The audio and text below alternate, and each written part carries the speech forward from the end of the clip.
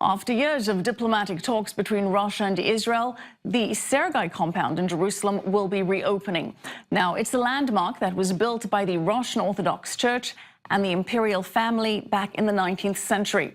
Our culture correspondent Maya Margit attended the opening ceremony.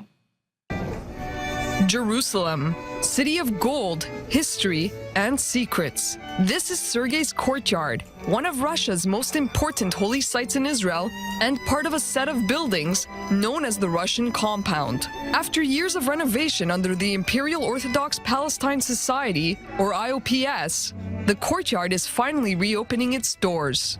The IOPS is holding a ceremony with dozens of Russian dignitaries to mark the reopening of the Russian Compound. It's more than just a landmark in Jerusalem.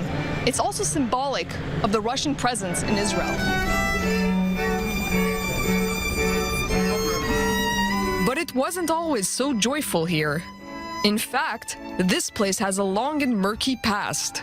The IOPS and Russian imperial family helped build the compound over 100 years ago. Its original purpose? To serve Russian pilgrims traveling to the Holy Land.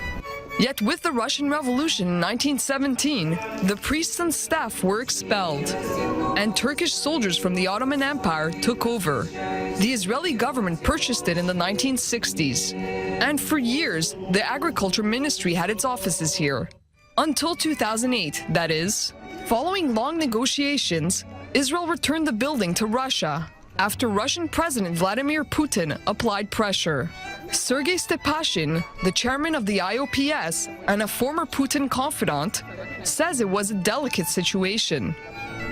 This place was never for sale. Russia rented it to the Israeli Agriculture Ministry. There was only one difficulty: to remove those who were working or living here. We didn't want to do it by force. I would like to thank Israeli Prime Minister Benjamin Netanyahu, whom I met 3 times to discuss this issue. What once belonged to Russia has now been returned. Zev Elkin is the Israeli minister in charge of Jerusalem affairs. He was born in the Soviet Union and emigrated to Israel in 1990. I think that the reopening of Sergei's Courtyard demonstrates the rich diplomatic ties between Israel and Russia. These are not just financial ties, they also show the deep cultural connection between the two countries. Russian dignitaries now hope this place will serve as a cultural meeting point. This will be a place where Russians who left the Soviet Union to come to Israel will be able to meet and hear about their country. Also, reversely, where Israelis can come and learn about Russia's deeds in Israel.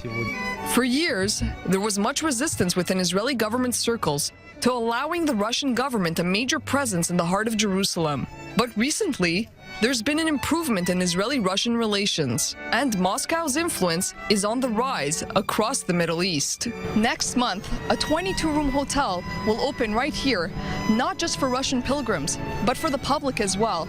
There will also be a museum and a library for those who wish to learn more about this compound's rich history.